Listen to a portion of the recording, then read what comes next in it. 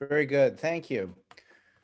This is Mayor Jeff Ellsworth. I'd like to welcome folks to the City of St. Helena regular City Council meeting. This is Tuesday, November 10th, 2020. We have a new Spanish interpretation feature on our remote meetings, and our assistant to the city manager, Ms. Nixon, would you give us a quick summary? Yes, thank you, Mayor Ellsworth. So to participate in this meeting and listen to the live Spanish interpretation, you'll need to use and download the Zoom app. You can do that on your tablet, your computer, or your smartphone. We have instructions on how to do that on our website in Spanish on the agenda. And once you join the meeting, what you'll do is at the bottom or the top of the screen, there is a little globe that says interpretation, and you'll click on that, and that will allow you to listen in Spanish. Thank you. Now we'll move to a paragraph that I read for remote meetings. In accordance with Executive Order N-29-20 and guidance from the California Department of Public Health on gatherings, remote public participation is allowed. We will address the order in the following ways. Members of the public may not physically attend meetings. The City Council meeting will be live streamed on Comcast Channel 28 and on the city's website, barring technical difficulties. Those members of the public wishing to participate must do so remotely via Zoom electronic meetings in the following ways. By either logging onto the Zoom link located on the meeting agenda, please download the app to your computer or mobile device and enter the meeting ID, or by calling a listed number and enter the meeting ID. Public comment for City Council meetings will be accepted via email to publiccomment@cityofsthelena.org. All public comments must be emailed by 4 p.m. prior to the meeting. Emailed public comments will not be read out loud, but will be publicly available and attached to the online City Council agenda. Please see the end of the agenda for detailed public participation instructions. Spanish translation for this meeting will be offered. To access Spanish translation, you will need to join the meeting using the Zoom app from a computer, iPad, or iPhone. You'll see an icon on the screen that will allow you to choose Spanish translation. To learn how to use Zoom, please see the instructions below. Ms. Nixon, is there anything else that folks need to know about remote participation? Yes, if it's all right with you, Mayor Ellsworth, I'm going to share my screen again, and this is for the folks who are participating by the phone only. So what you'll want to do during public comment is dial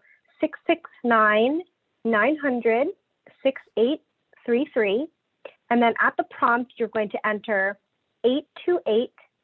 828-9993-5720, and then you'll press pound, and then during the public comment portion, you'll want to press *9, and that will allow you to raise your hand. And I will flash this on the screen again. For those who are joining through the Zoom app, you'll use the raise hand feature, which is at the top or the bottom of the screen. Thank you. Thank you. We'll now move to our Pledge of Allegiance. We're honored today to have Congressman Mike Thompson with us, who's graciously offered to lead in the pledge. So I'd ask folks to mute their mics. I have a flag here, and if we could follow with Congressman Thompson. Thank you. Please join me in the Pledge of Allegiance. I pledge allegiance to the flag of the United States of America, to the republic for which it stands, one nation, under God, indivisible, with liberty and justice for all. Thank you. Thank you. And we'll return to the Congressman for our a special resolution that's going to be coming up soon here. So we'll do our roll call now, please. Mayor Ellsworth. Here. Vice Mayor Doring. Here. Councilmember Koberstein. Here. Chateau. Here. Knudsen. Present. Thank you. We're going to move to public forum now. I'll just take a moment to let folks know that we'll have a special presentation from the city manager regarding our COVID issues coming up soon. So we'll circle back to that. But now I'll open the public forum where members of the public are entitled to speak on matters of municipal concern that are not on the agenda. Each person's comments shall be limited to 4 minutes. Each person is entitled to speak on any non-agendized item only once at any meeting. and brief questions by council members for clarifications may be posed and answered, and council members may make requests that items be placed on future agendas. But in accordance with state law, no substantive discussion or action may take place unless and until the matter properly appears on the agenda. I'm going to look to our staff to see if there's anybody with a hand up for public comment. All right, so I'm checking right now, Mayor Ellsworth, to see if we have any folks who would like to participate in the public forum using the raised hand feature. And at this point, I am not seeing any raised hands. Very good. Okay. So with that, I will close the public comment and bring it back for our reports by staff and city council, future agenda items, and AB 1234 reports. And I will begin with our city attorney. Thank you, Mayor. I have no report this evening. Thank you. And then I will move to our finance director.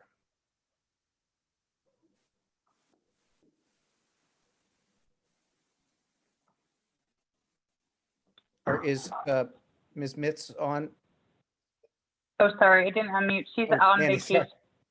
sorry. That's all right. Sorry about that. I have nothing to report. Thank you. Very good. Thank you. Our city clerk, Nothing to report. our public works, Thank you, Mayor and council members. I have nothing to report this evening. very good. Our planning and building department, Thank you, Mayor. I don't have anything to report tonight. and do I see a representative from our police department? Thank you very much, Mayor and City Council members. I just want to say happy Veterans Day to all those veterans and for all my Marines past and current. Happy Marine Corps birthday, 245th today. Semper Fi. Thank you. And to you, thank you for your service. Thank you, Paul. Thank you. And now we'll move to our council, Council Member Knudsen. Oh, hey, so the item that I wanted to put is a Parks and Rec item, just to make sure that the council is aware of this. As you all, I think know, because we've talked about it, and Carl Domaney actually presented it to the Parks and Rec Commission. He has a proposal to donate $800,000 to the city to build a soccer field on behalf of the Latinx community at Wapo Park. Unfortunately, his largesse is time limited, and he's been speaking with the WAPO representative.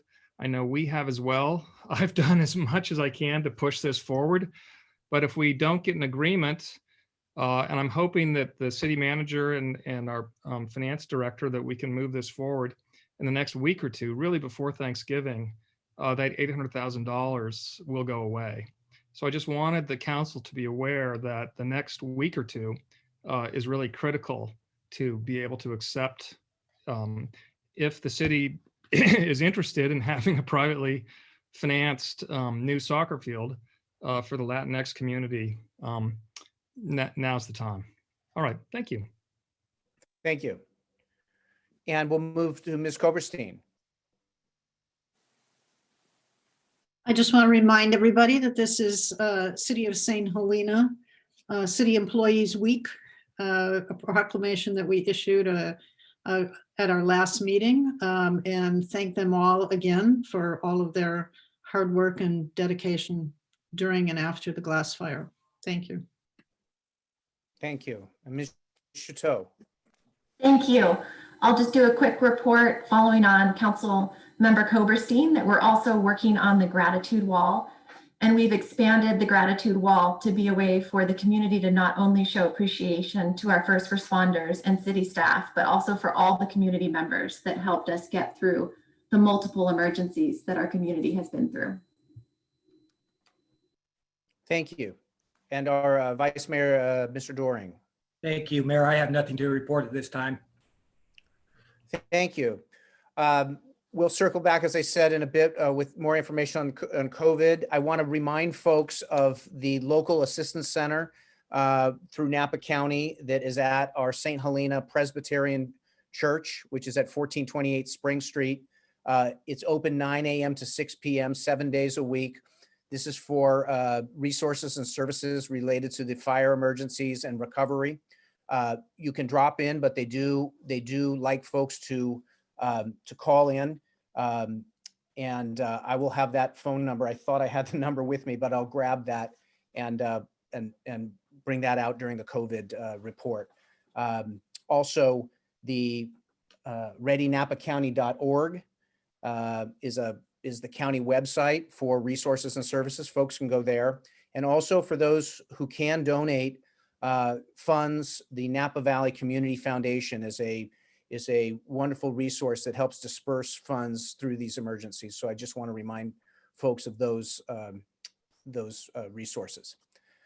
So with that, I'm going to move. Oh, Mark Prestwich, did I skip you on any updates? I'm sorry about that. Just a couple brief updates. First, the city is working with the county executive officer to identify some dates that the county fire chief is available so that we could host a post-fire community forum to receive feedback from the community on our fire response. And then secondly, we're holding time and planning on December 3rd on diversity, inclusion, and equity. And so we'll be looking at communicating more about that important date. And it looks like my connection may be a little unstable. So my next update, I may do that without the camera. Thank you. Thank you. And also echoing the thanks and appreciation we have for our employees, the incredible work they've done. We'll move now into our presentations and public recognitions. And this was brought forth by Councilmember Chateau, who made contact with Congressman Mike Thompson and asked for him to be here tonight to present a special resolution.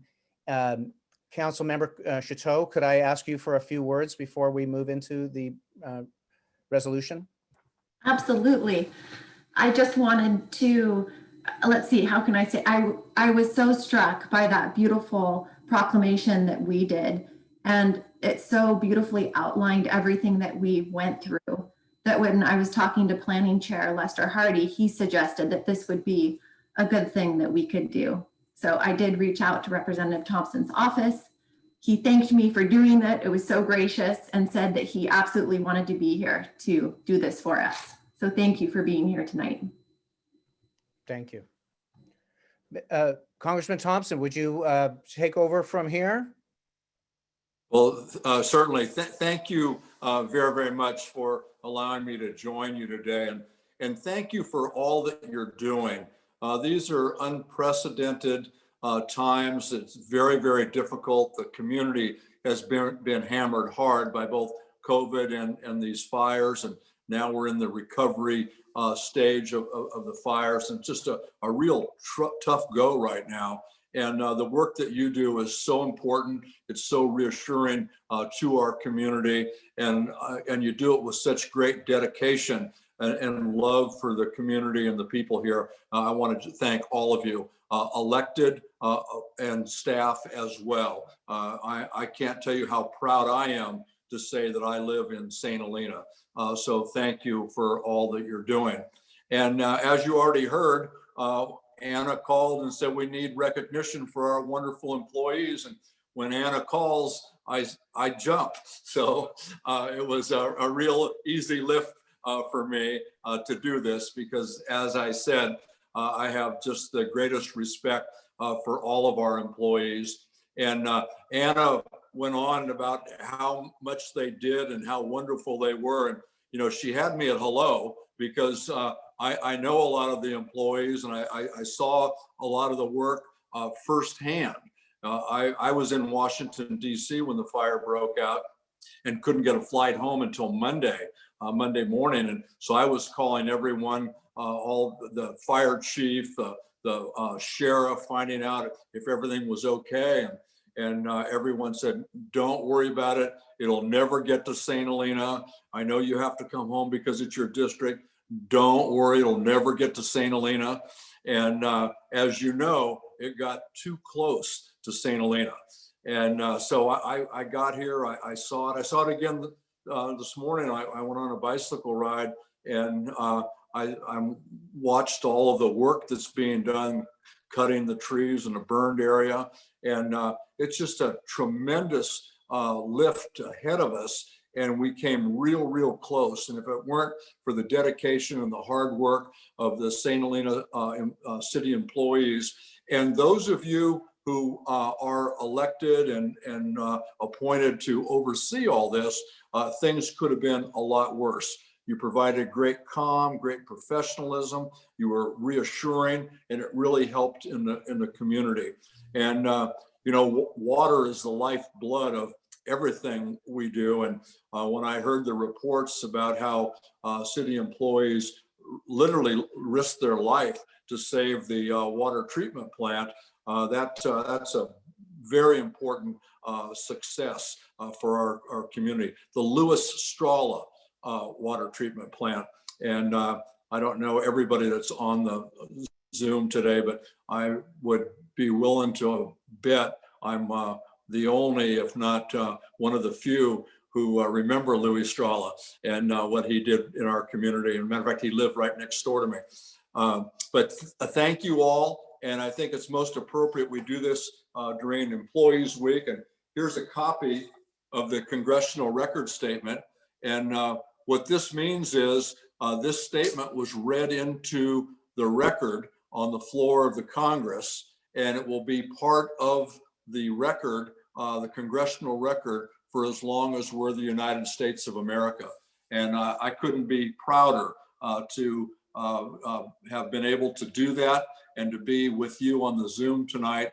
And I'll bring this by the office this week and leave it with you. So again, congratulations. Thank you. Thanks to you for everything everyone is doing. And we'll all work together and get through these tough times together. And know that you can call me anytime if I can be of help. So thank you very, very much. Thank you very much. That was wonderful. And we too share this great pride in our staff and the work that they've done and the sacrifices they've made for this town. So it is echoed by all of us in the community, and the thanks that go to this incredible staff of ours. So thank you. Thank you. Thank you. And we'll make arrangements to pick up the framed document. Thank you. All right. Thank you very much, and have a great meeting. Thank you. Good night. So I want to mention, thank you. It was wonderful to have the Congressman here, and thanks again, Ms. Chateau, for moving that forward. I want to mention now that we are going to be postponing one of the items on our agenda tonight. This is 10.2. This will not be heard this evening. This is the discussion related to the sidewalk project. That will be heard at a later meeting. So I just want folks who may be on for that to know that that will not be heard tonight. So with that, then we will move to our city manager with the COVID-19 emergency update. And I do now have the phone number for the local assistance center. I want to just put that out quickly before I go to the city manager. So that's the local assistance center at the Presbyterian Church at Spring Street, St. Helena, 707-299-2190. Once again, that's 707-299-2190. And this is for folks looking for services and resources related to the fires or the recovery. And with that, I will now go to our city manager.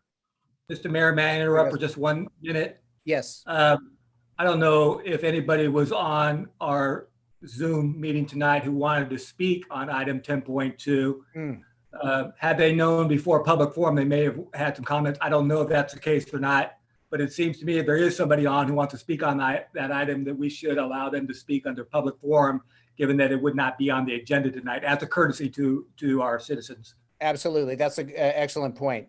And so I'll take a moment now to open the public comment for anybody who had a comment related to item 10.2 that might have wanted to bring that up in public forum. And I'll look to our assistant to the city manager if she sees a hand. Thank you, Mayor Ellsworth. I'm looking right now to see if there are any individuals who would like to speak on this item using the raise hand feature. I'm not seeing any right now. Okay, very good. So I will bring it back. I'll close the public forum. Thank you, Mr. Vice Mayor. I appreciate that. And with that, then we will bring it back to our staff briefing, and this is our city manager. Thank you, Mayor Ellsworth. Tonight, I'm going to share with you some news that's not as encouraging as it has been in the past related to COVID numbers. In Napa County today, there were 32 new cases. As you can imagine, most of those cases come from the higher urban areas. So the city of Napa is our largest community. Most of the cases originated from the city of Napa. I'm grateful to let you know that there were no new cases in St. Helena today announced of any of those 32. So that's the good news. However, that said, Napa County today is experiencing a COVID surge. And really that's occurring statewide, but particularly in Napa County as well. In the past week, the number of COVID cases have doubled to 118, and the hospitalizations have doubled in the last week to 12. We are unfortunately on track to regress from the moderate orange tier back to red in about a week on Tuesday, next Tuesday, the 17th. And possibly purple. Purple is the widespread category. We began, as you know, in this new blueprint tier with the city placed in the red substantial category, and over time migrated to the moderate category, the orange category. Unfortunately, we are going to be regressing next Tuesday, most likely, and possibly down to the widespread category.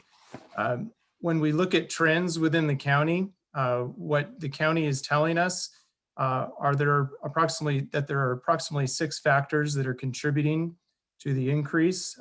Those include gatherings, household transmission.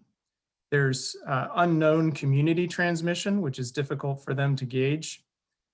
There is often difficulty with contact tracing. So contact tracing essentially requires cooperation from those with COVID to understand what some of their contacts have been over the prior 2 weeks or beyond, and that has been somewhat difficult.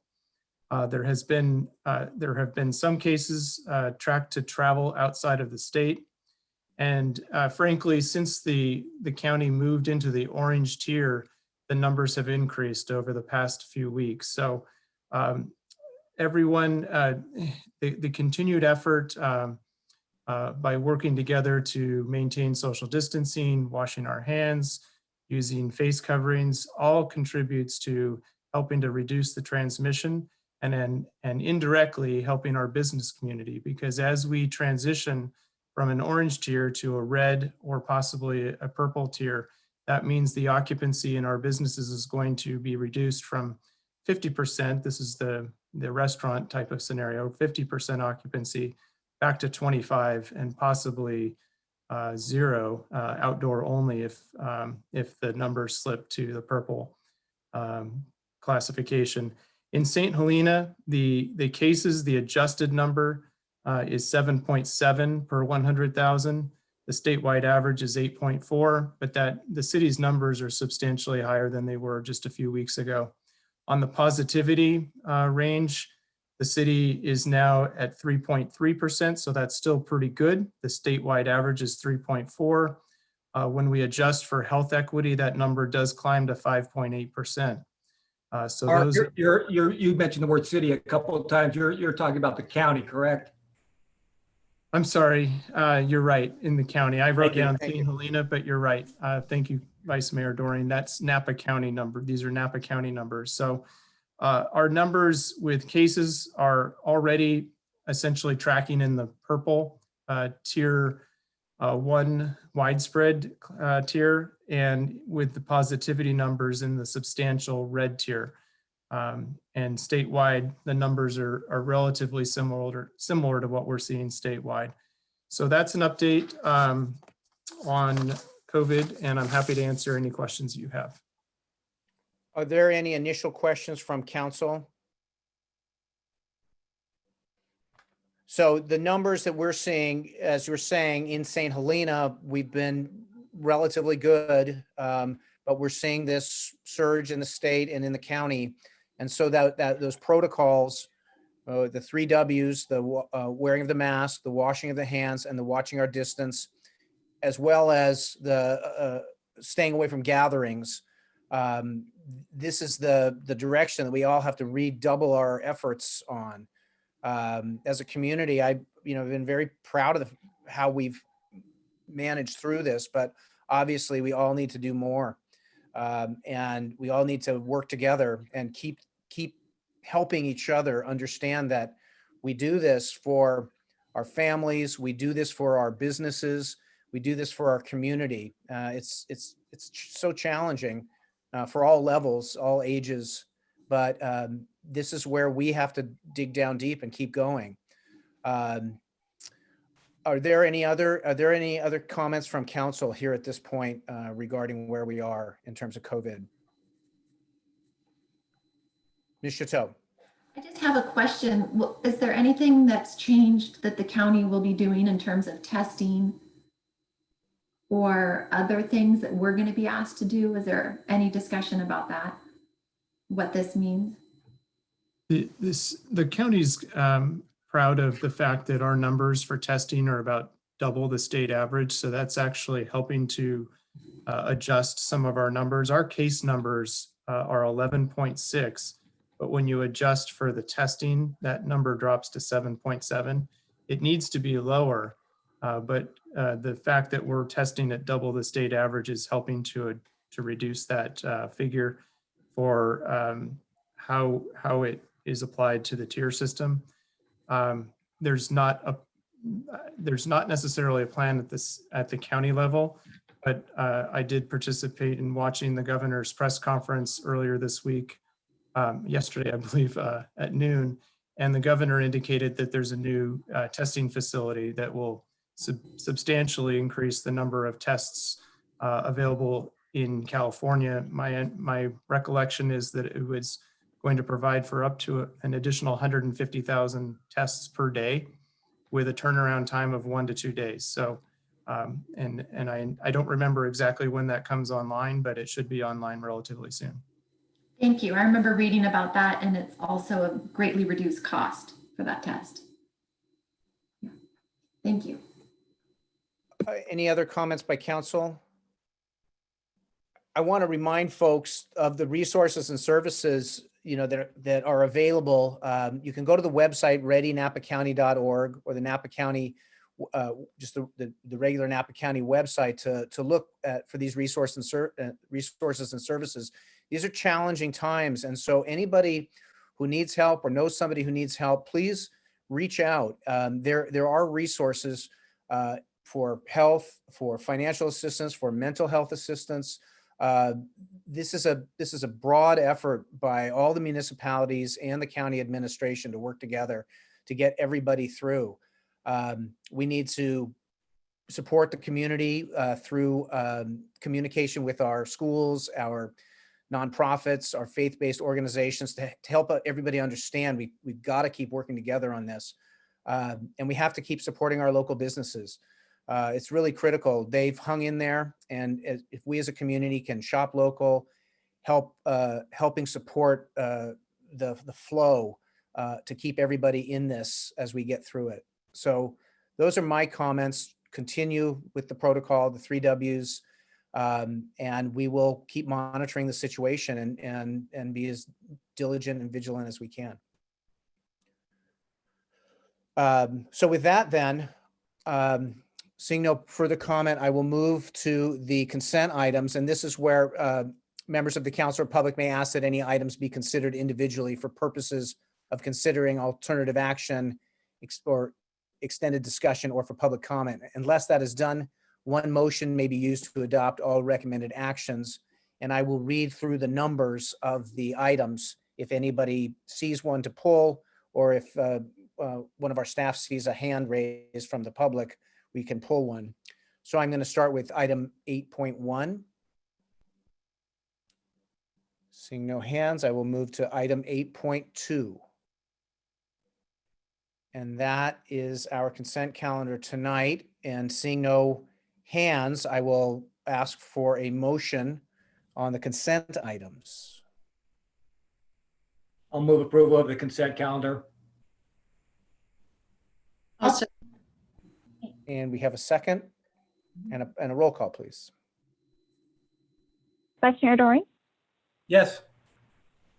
Councilmember Koberstein, yes, Chateau, Yes. Knudsen, Yes. Mayor Ellsworth. Yes. Thank you.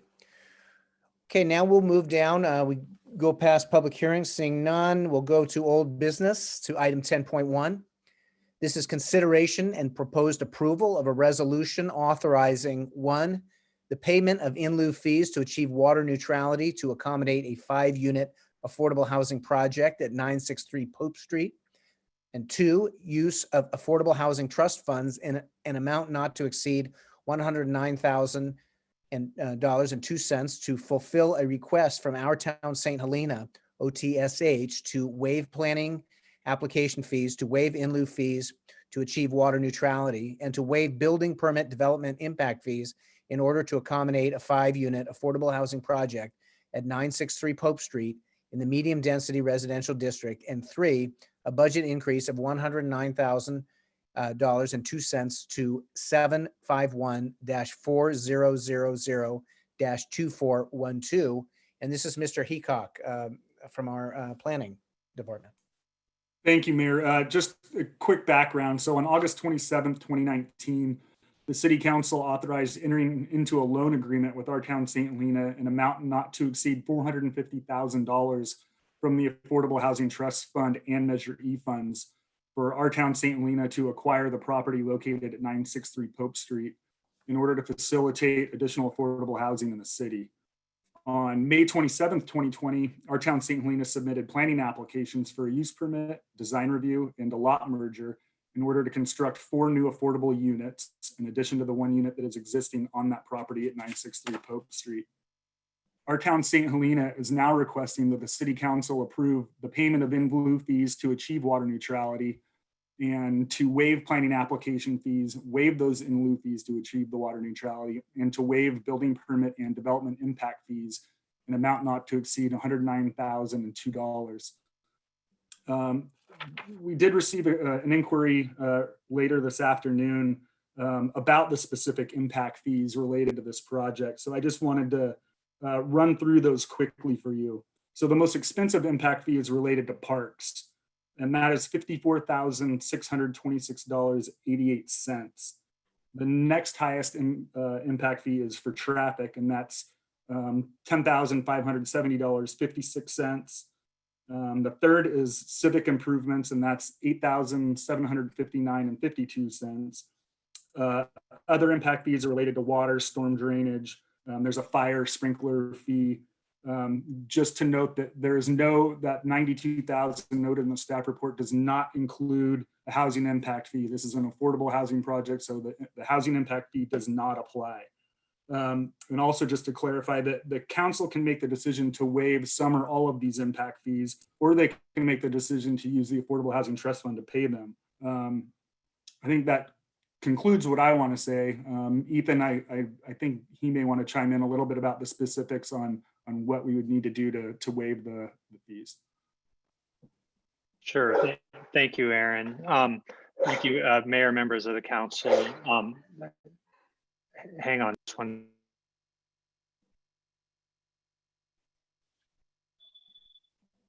Sorry about that. Mayor, members of the council, I just wanted to make one follow-up point related to the impact fee. So essentially what we're proposing here is that the processing and impact fees that are due for this project, they would be paid for with our Affordable Housing Trust Fund monies.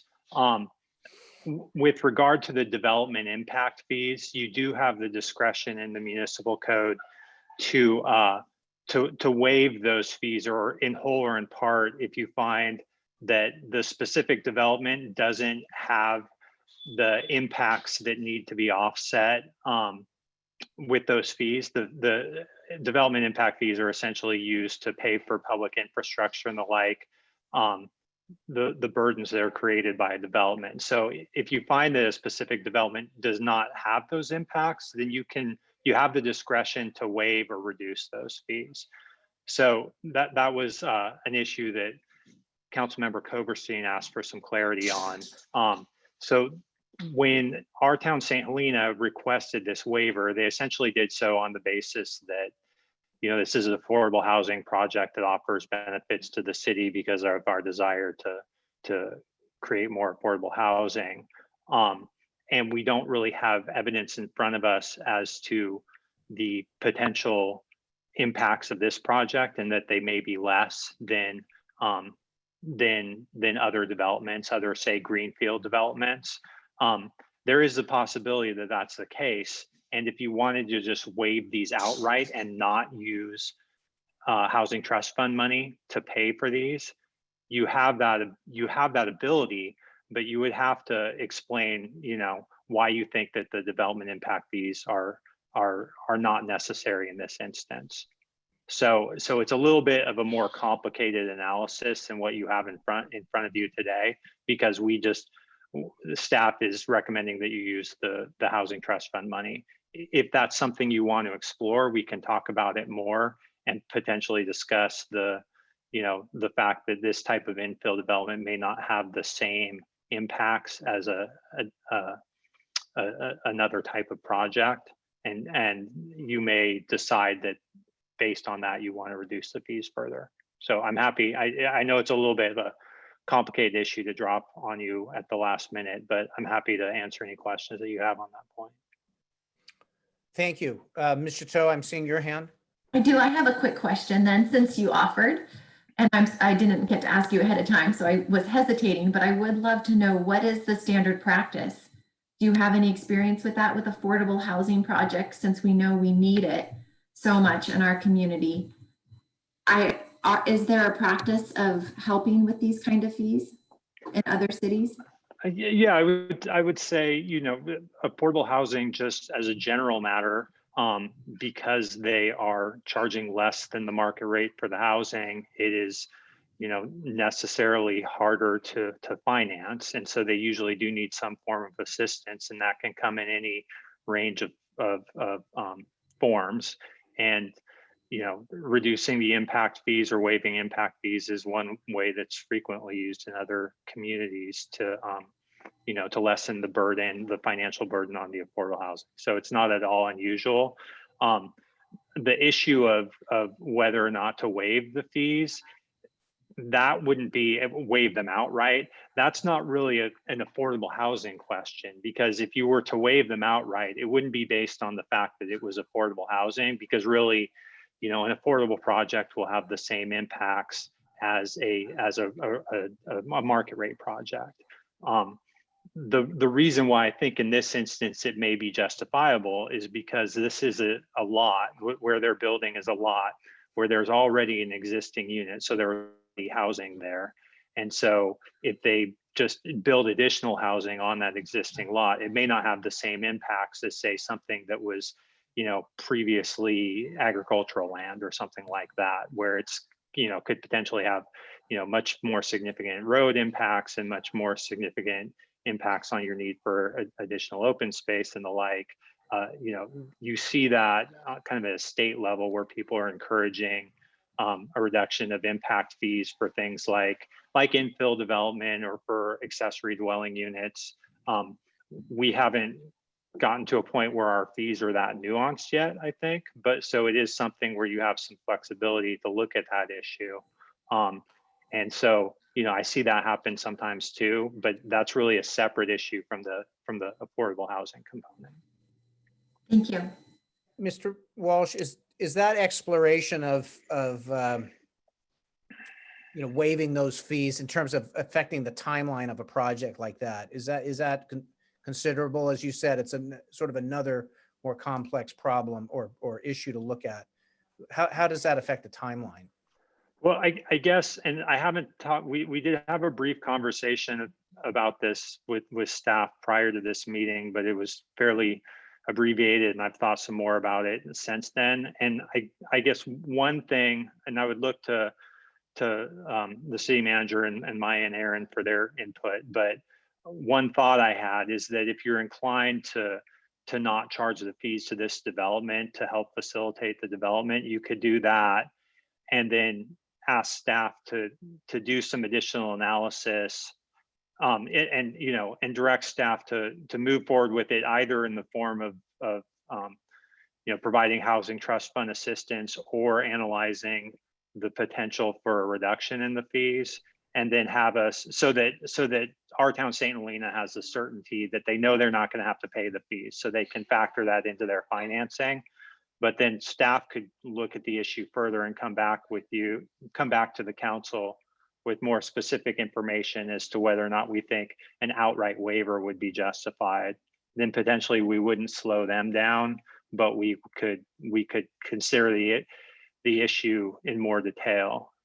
The one hesitancy that I would have with just waiving them outright or reducing them based on lesser impacts tonight is we don't really have any facts before us. And so, that might set kind of a dangerous precedent when you have other projects come forward saying, say, a market rate project that says, well, we don't want to pay those impact fees either. And if we didn't do kind of a sufficient analysis in this case, it might set a precedent that we would regret later.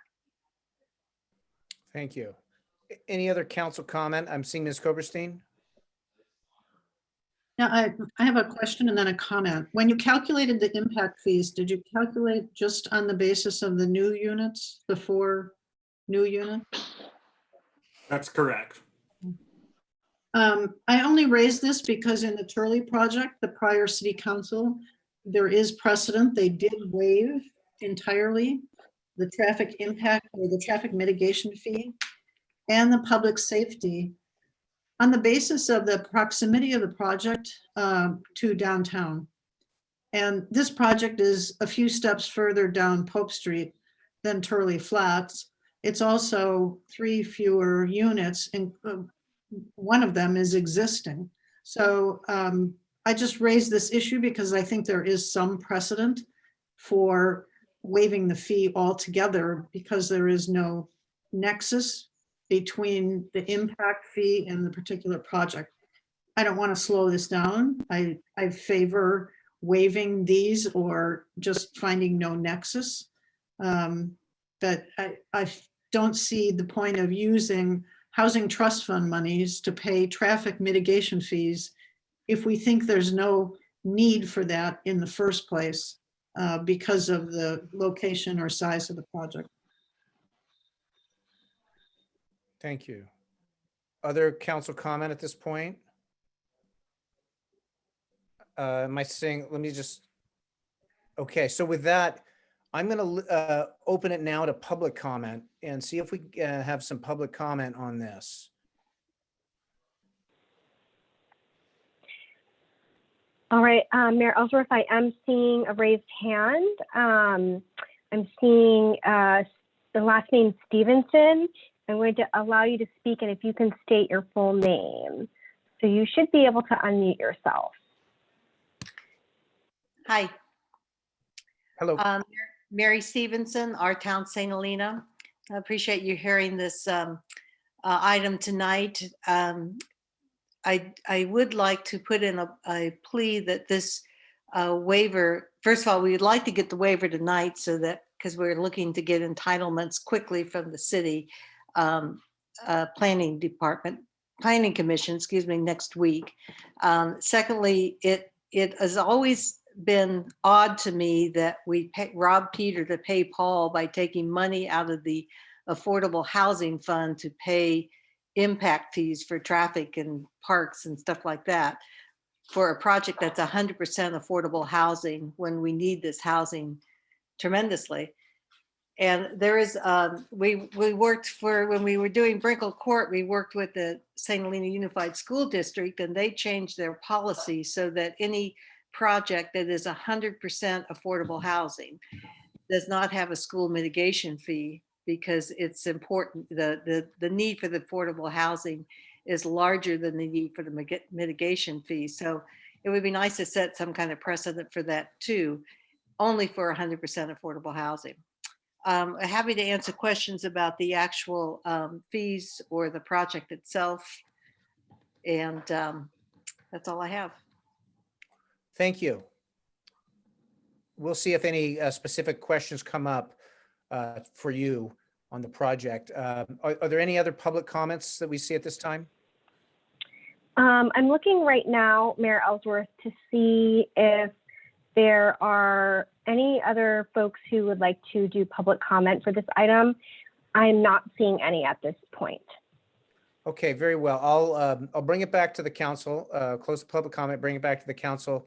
And if Ms. Stevenson could just stay with us for a little bit in case a question does come up. I'm certainly in favor of whatever we can do to keep the project moving along and looking at how we can waive fees. I'll just check in again with Mr. Walsh here in terms of the concept of sort of parallel tracking as we move forward, seeing where we can waive fees and if we can do them all, or if there's a part that we can do and then make up for with those from the trust fund, if there's something that we can't make the case for. What are your thoughts on that? Sure. So my thought on that is that the council could move the staff's recommendation with further direction that staff analyze the extent to which some or all of the development impact fees could be reduced or waived based on potential lesser impacts of this project. And then we would have to go back and look at the extent to which we think the fee adjustments or fee waivers could be justified, and then bring that back and just put it on the consent calendar. And I agree with Councilmember Koberstein. It does seem that with this project, there likely is not the same level of traffic impacts based on the proximity to downtown and the fact that it's on an existing lot in a relatively small project. But I would just want to have some some factual support to that to back it up, just to set that precedent. So I think you could move forward today, say that you're approving staff's recommendation with the further direction that we review whether any of the fees to be paid out of housing trust fund monies could instead be waived or reduced, and then we could bring that back for future approval, but it wouldn't slow the project down. Okay, very good. I'm going to make a motion. I'm going to make a motion to that extent as outlined by our city attorney. Thank you. Is there a second? We adopt the recommended action and have staff do the further analysis as outlined by the city attorney. Thanks. I'll second. And a roll call.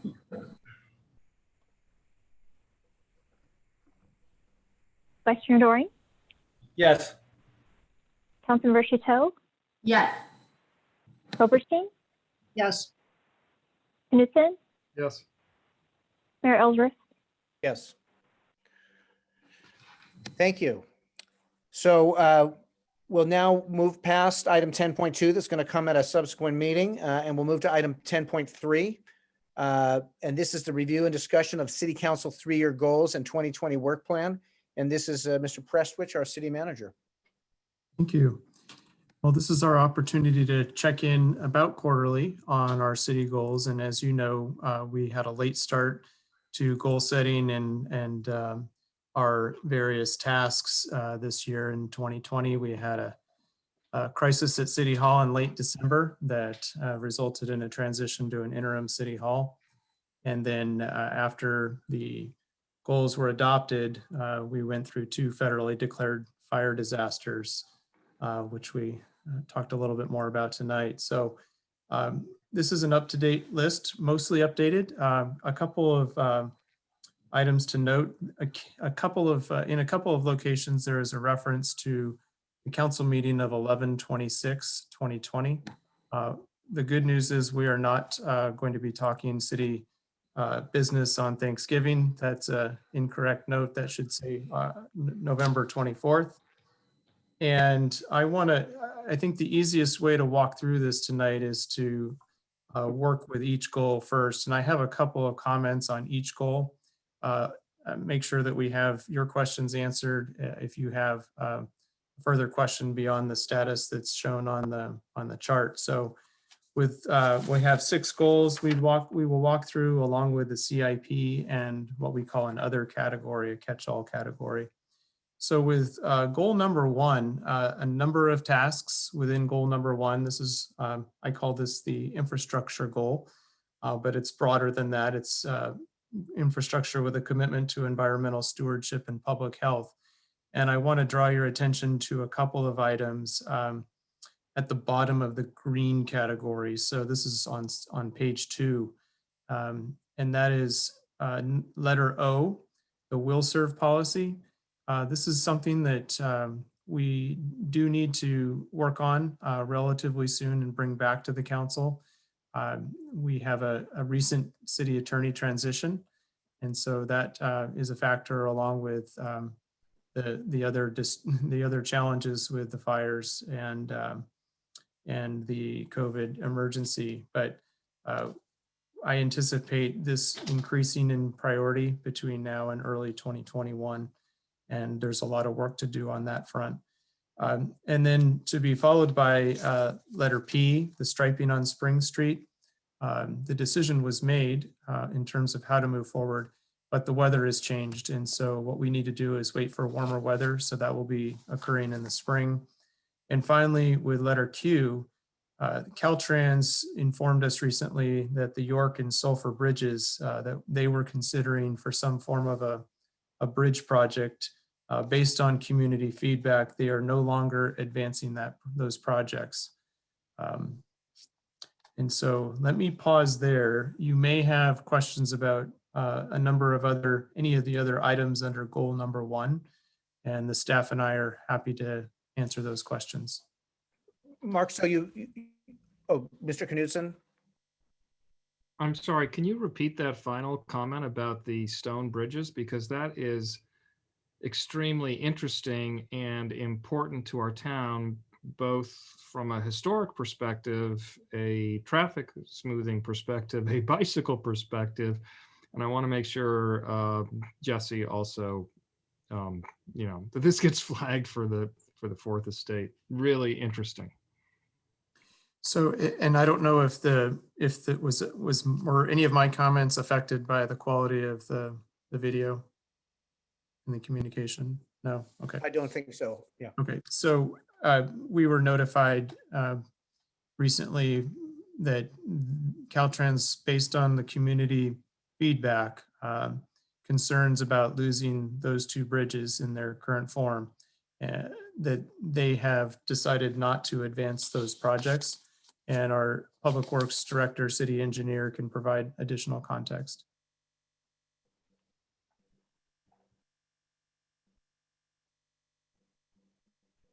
Erica, do you have any additional comments on that?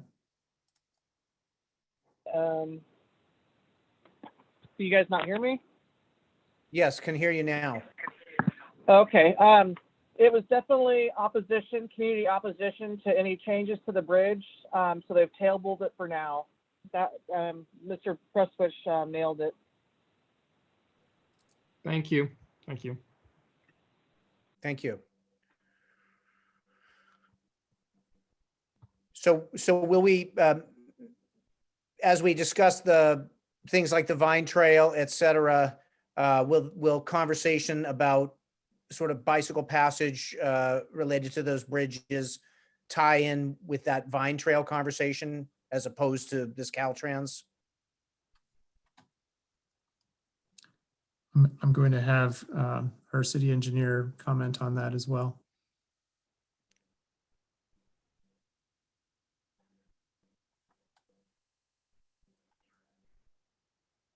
I'm not hearing anything. I don't know if that's. Can you not hear me? Now we can hear you. The bridge the Silver Creek Bridge is wide enough. The walkway is currently wide enough to meet the minimum standards for the Vine Trail if that corridor is selected by council at a later date. Can you guys still hear me? Yes. And the York Creek is going to be a new bridge crossing. So it is not any tied at all to the York Creek bridge, but it does have impacts. We were asking Caltrans to take a look at the bottleneck there for the left turn onto Pratt Avenue, because right now, as the bridge currently stands, it's very narrow and gives you a substandard design for a left turn lane. It was the reason why we tabled the red curb discussion for a future update to see what Caltrans was going to do with the York Creek Bridge. So there's kind of multiple things going on with the Vine Trail and the Pratt Avenue intersection. But as far as the Vine Trail goes, we're okay on both ends. Okay. Any additional comments on that? Seeing none, I'll bring it back to Mr. Presswich. Thank you, Mayor. So moving on to goal 2. Goal 2 is our housing related goal. The key project is the update to our zoning code, and that proceeds. This is a project that started in essentially the pre-COVID environment and has adjusted to the COVID environment. And so we are anticipating that work will complete in mid-2021. And concurrently, we are beginning planning for updates to our housing element. And we have an RFP that we anticipate will come back as a proposed contract to the City Council on January 12th, 2021. And happy to answer any questions under the housing goal. Any questions on the housing goal from council? Are we going to be receiving a report relatively soon on our projected RENA numbers? I can respond. Good evening. Yes, that's a great question, Vice Mayor Doring. As a matter of fact, this Thursday at 1 o'clock, the ABAG RENA Methodology Committee meets. They're having a public hearing, and they will be, so they've taken their first look at each jurisdiction and what they think the allocation should be. And we have until, I want to say, like the 28th of November to respond. So we're studying that internally. It's the 27th, but close enough, yeah. Yeah, so we're going to be listening into that meeting, formulating a letter and sharing that with the council. Thank you. Okay, thank you. Are there any other council comments on this? And just to let the public know, what I'll do is once we get through the goals, I'll open it to public comment and questions. So if you just write down if you have any questions on these goals, we will open the public comment in a bit. So seeing no other council question on this goal, we'll move back to Mr. Presswich. Thank you. Goal 3 relates to enhancing the organizational performance and commit to full public participation, ongoing communication, and regional collaboration. And I want to draw your attention to item F. Item F is a reference to evaluating the potential for shared police department services with the city of Calistoga. And if you recall, earlier this year, perhaps even late last year, Calistoga hired a consultant to explore options related to possibly contracting with the County of Napa, the Sheriff's Department, retaining their full service police department, or exploring some possibility of shared service with the city of St. Helena. They've concluded that work. The city of Calistoga has held a public meeting on that front.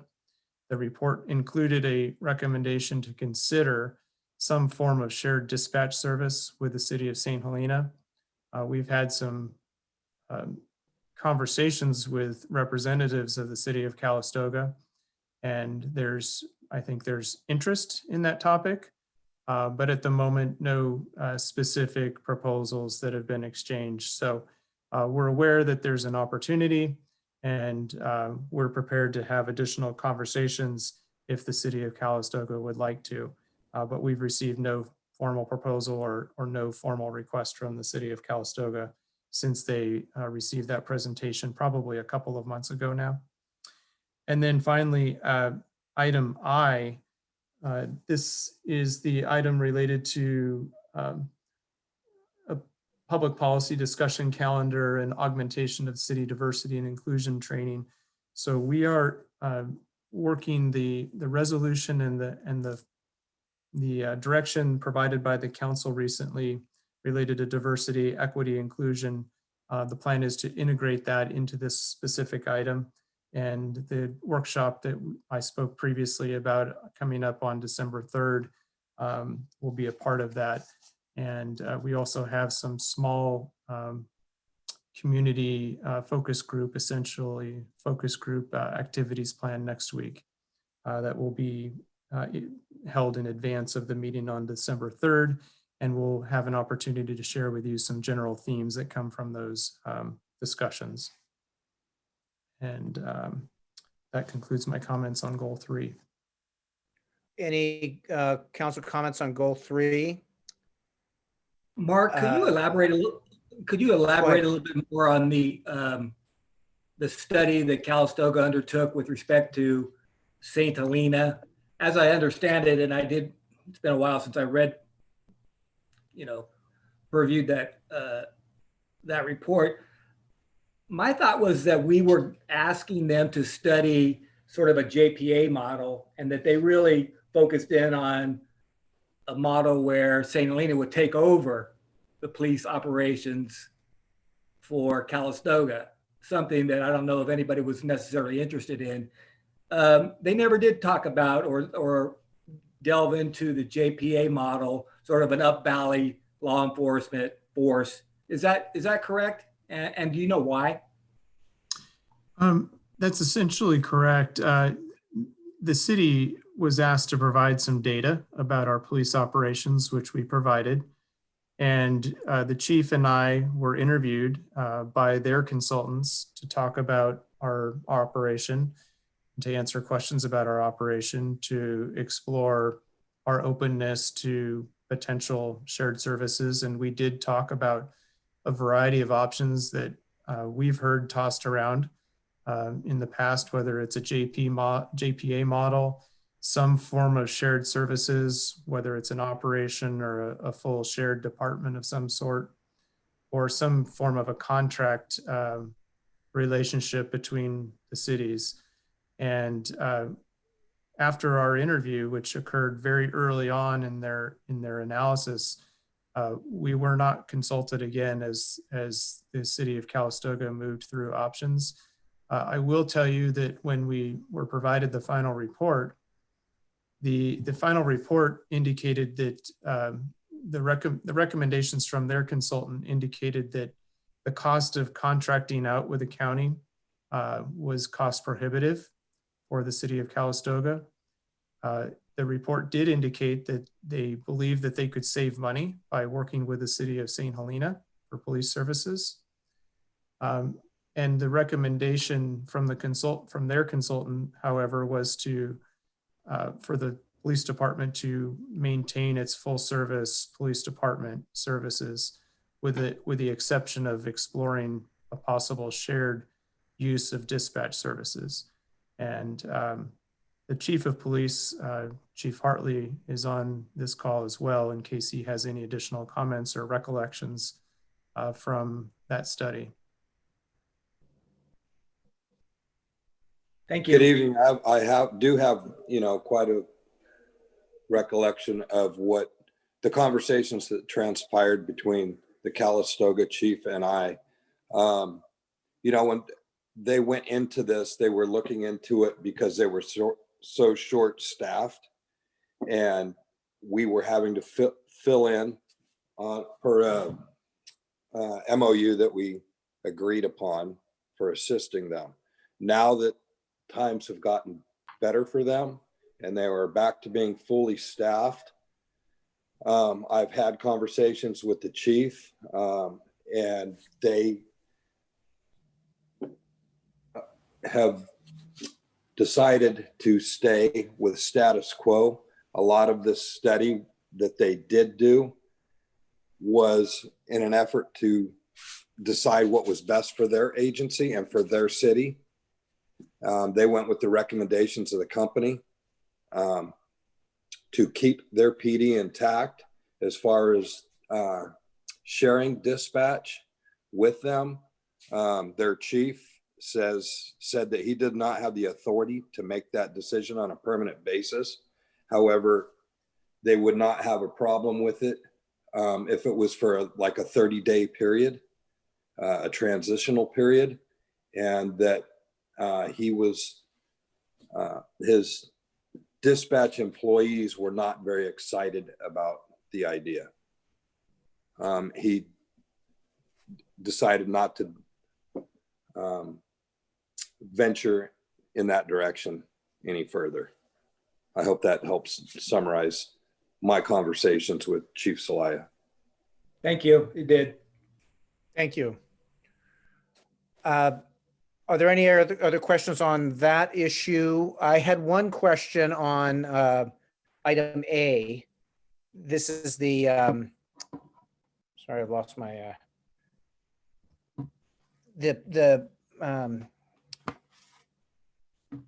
Design planning. guidelines. Yeah, and so that's wrapped up in the zoning code update. Is that the design guidelines? Yeah. I'll invite our planning and building director, Maya DeRosa, to help with that. Thank you. So the design guidelines we're still looking to have a separate standalone document that offers guidance, but related to certain state law that just passed recently, we're going to have objective standards inside the code that will help developers build housing that meets basic development standards, design standards, and then take it directly for approval. Okay, very good. So that's all moving forward and is on track where we want it to be. Yeah, I would just say that the next public meeting will probably be February for the, it'll be joint with the commission and the council. Okay, very good. So if there are no further council questions at this point, I'm going to open the public comment on the first three goals just to see if there's anybody out there that has a question or comment on these first three goals. And so I'll look to our staff to let me know if there's a hand up. Mayor Ellsworth, thank you. We do have public comment. Last name Durbin. I'm going to allow you to speak and you should be able to unmute yourself. Hi, good evening. Nancy Durbin here. Mr. Prestwich, could you elaborate just a little bit on did you say there's going to be a focus group maybe in the next week or so? And if so, what will that be? Who will that be comprised of? Thank you. Thank you. Mr. Prestwich, do you? So working with our assistant to the city manager, we are anticipating scheduling some meetings, working with members of our Latinx community, our LGBTQ community, to receive some feedback on diversion, equity, and inclusion, and inviting them to invite other members of the community in groups of about 10. And we're planning to host those meetings via Zoom to receive some themes that we can share with the council and the community in advance of the December 3rd community council meeting. And so how can folks, can they go to the city website to participate? If someone's interested in participating in that, what I would request that we do is email our assistant to the city manager, Priya Nixon. The email address is pnixon@cityofsthelena, STHELENA.org. And we can determine if we can fit the person or the people into one of these groups. It's an informal arrangement to receive some feedback, and we'll be doing a number of those with Spanish interpretation. Thank you. So with that, I'll see, I'm not seeing any additional public comment, but I'll check with our staff before we move on to our other goals. I am not seeing any additional public comment. Okay, very good. So I'll close that. I'll bring it back to our city manager to go through our next group of goals here. Okay, so goal 4 relates to ensuring the long-term economic sustainability of the city while safeguarding our unique culture and quality of life. And for reference, item B, this is an item that has been on the list for quite a while.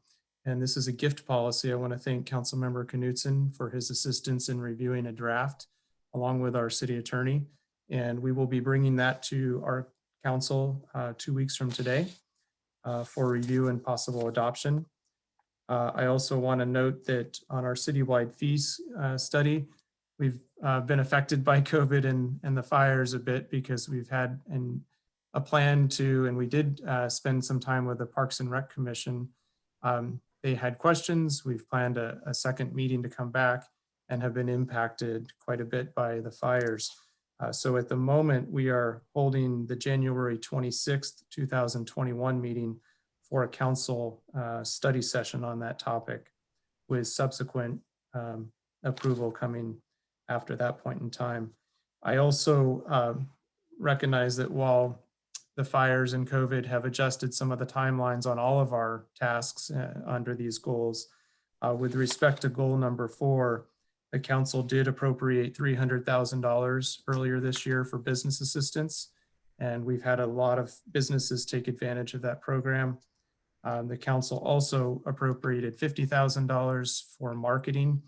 $25,000 has been used for a joint program with the city of Calistoga and the town of Yountville.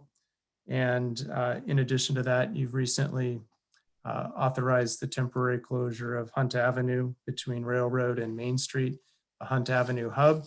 And so that is also serving in a way to, we hope, help some of the downtown in particular enjoy some additional prosperity. So it's an example of some of the pivots that we've had to make this year. And I'm happy to answer questions about items under goal number 4. Are there any questions from council on this goal? Ms. Chateau? City Manager Prestwich, would you also put into that category the weekly meetings that have been happening on Thursday morning with the chamber? Because I know a lot of work has been done there that has been new. Certainly, I think those have been a really helpful tool, and I imagine that in the future we'll be able to hold recurring meetings like this. This is one of the benefits or the silver linings of everything we've been through is we found easier ways to communicate, and it's so easy to pop onto a meeting at a recurring time. So those have been very helpful for us to partner with the Chamber of Commerce and receive some feedback on various topics, and also to answer questions, because as we know, the rules have changed with COVID, and the rules are continuing to change. We will probably be back communicating those changes in the next week as we likely transition back to a red category. Thank you. And I think I just wanted to double back on the goal or item B. So you said that you and Mr. Knutson are meeting to discuss that. Is that what I? Councilmember Knutson has already reviewed the draft policy and offered some edits. We've adjusted those. We've also received edits from the city attorney, and we'll be bringing that draft policy to the council on November 24th. Very good. Okay.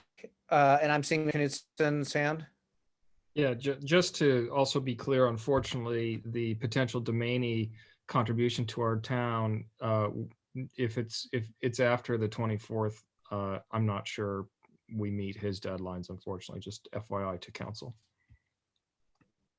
Thank you. I'm sorry. Go ahead, please. The other issue related to that is, I think the donation is also contingent on the degree of environmental review associated with the project, and we have an active conversation underway with the Wapo tribe. Thank you. Um, So with that, if seeing no other council comment, we'll move to goal 5, please. So goal 5 relates to supporting thriving families and enhancing the safety, well-being, and healthy development of our youth. We've had starts and stops with this goal this year. It has been a casualty of some of the challenges associated with our required response to COVID and the 2 fires. The city has also recently learned that there is a statewide program that offers some opportunity for partnership with the school district.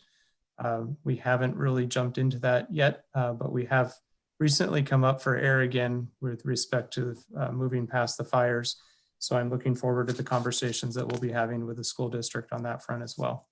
Happy to answer questions on this. Any questions on this goal? Any comment? I'm seeing Ms. Chateau.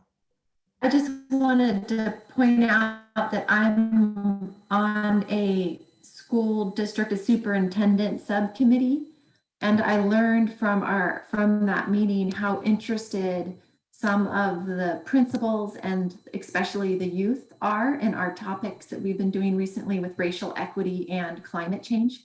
And so there's potential opportunity to work on some of these issues by the things that we're already doing. So thank you for that. It's exciting to hear that perhaps there's a creative way to reach this goal and keep moving forward on it. So, and then also, just to re-bring up the point of the challenges in terms of stress in these times, particularly wanting to make sure that our youth feel supported through all this. And so seeing that these things are moving forward, I think is very important, and it's appreciated. Any other council comments or thoughts here? Okay, we'll move now to goal 6 then.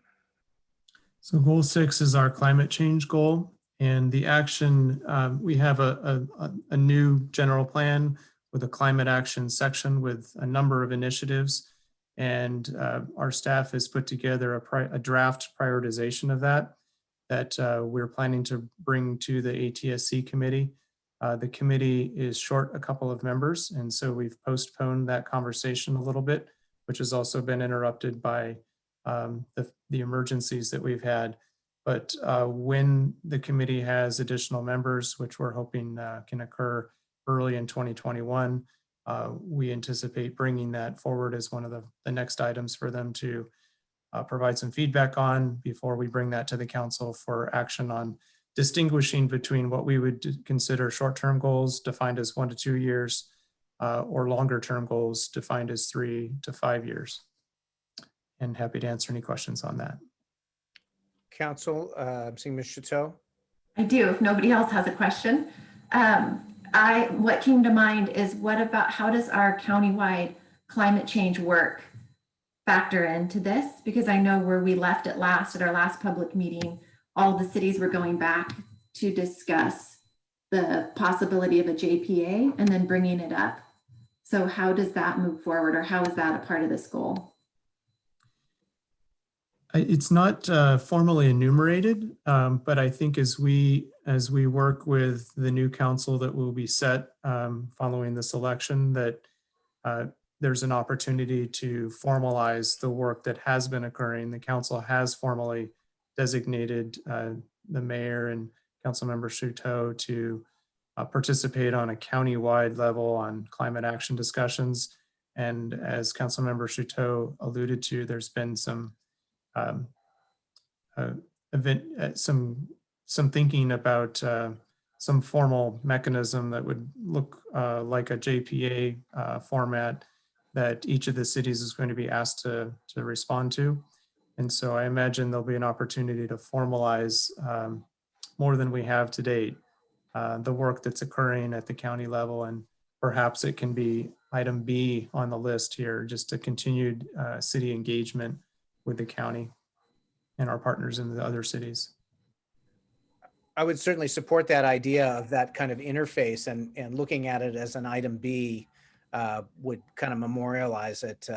I think, and Ms. Nixon's been a strong part of getting us organized for those county meetings. And so that might help with that interface there. So I certainly support that.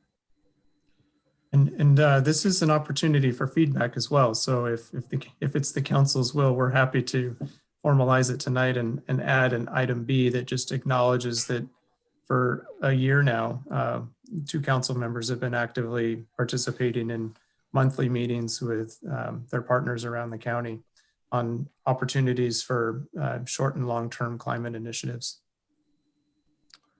Is there support from the council for putting that in as item B? That's a project we're already working on, so I don't believe it will add to the workload so much as just let us know where we interface. Mr. Doring?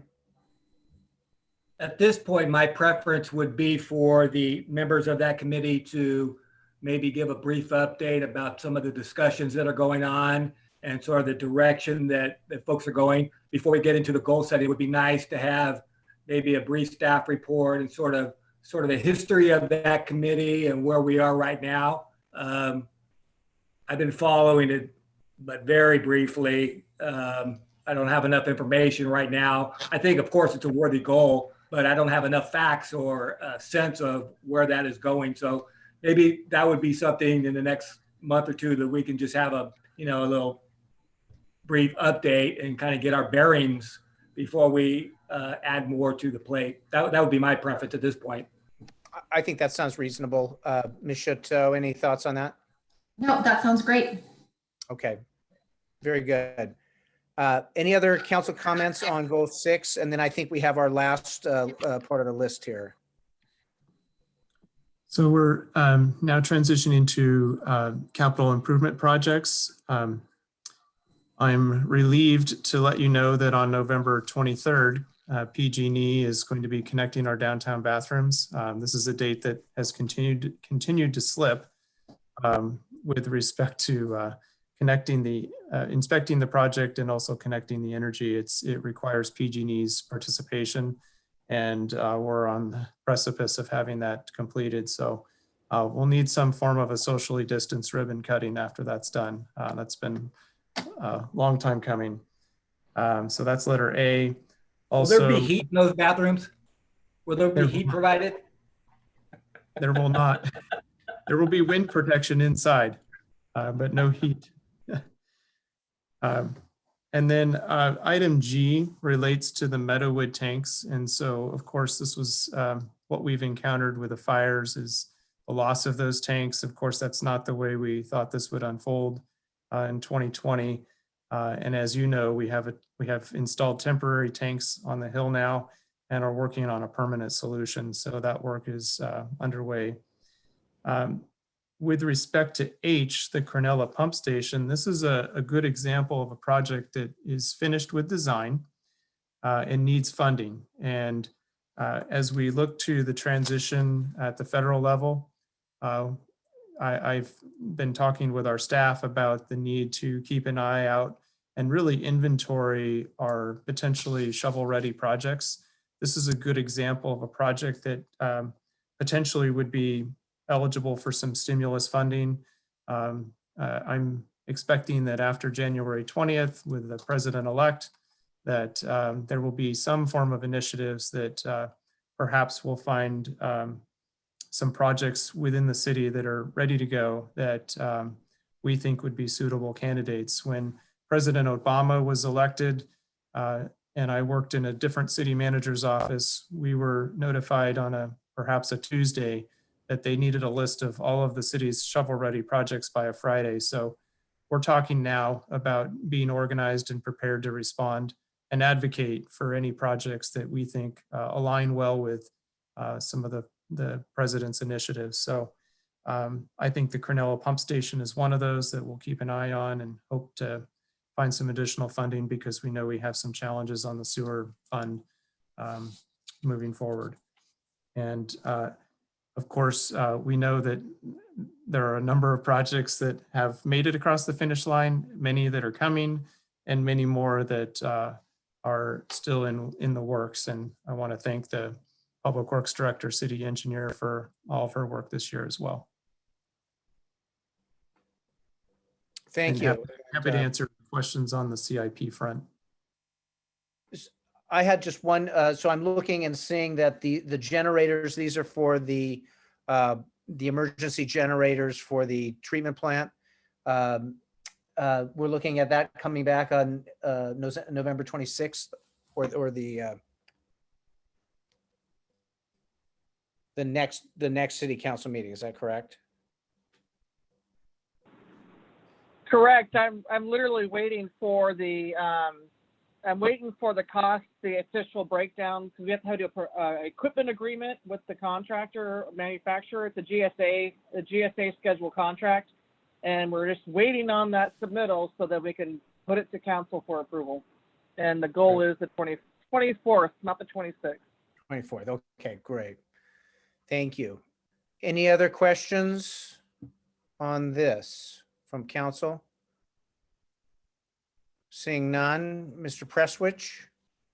Just a final other category, no specific comments on this category. It's in many ways a bit of a catch-all, so that we don't lose track of some of these items.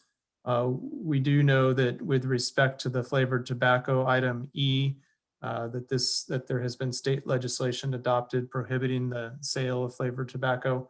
But these are all items that we're tracking that are important not to lose focus on long term. So happy to answer any questions about these. Any questions here from council?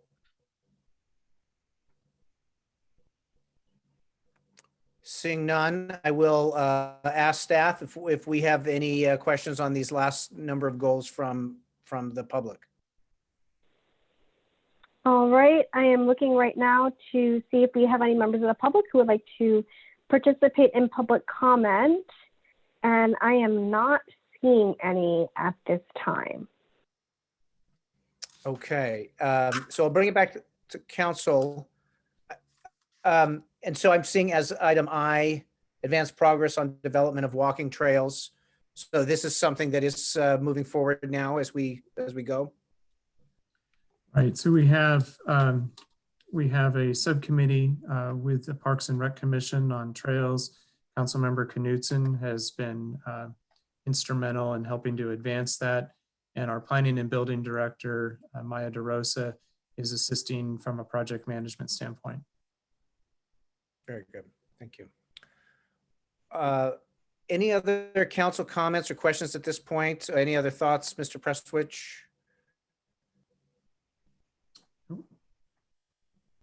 Okay, so with that, then we'll close that item. That's our last item tonight. So I want to take a moment once again to thank staff. And this is Employee Week, and thank everybody for all the incredible work that has continued. And we will continue. I want to thank Chief Hartley for being here and bringing up Veterans Day. Very important for us to recognize the service of those who've given so much to this country. I want to remind folks that we are in this COVID emergency, to continue that protocol. It sounds like a broken record, but we've got to dig in even deeper. Wearing the masks, washing the hands, watching the distance, restraining from gatherings. I want to once again talk about very briefly the local assistance center that's down at the Presbyterian Church in St. Helena. The number is 707-299-2190. And please, anybody who's in need or knows somebody in need, we're all a community here working together. So please reach out. Let's keep communicating with each other and keep moving forward together. So thank you, everybody, very much. And we will see you at the next meeting.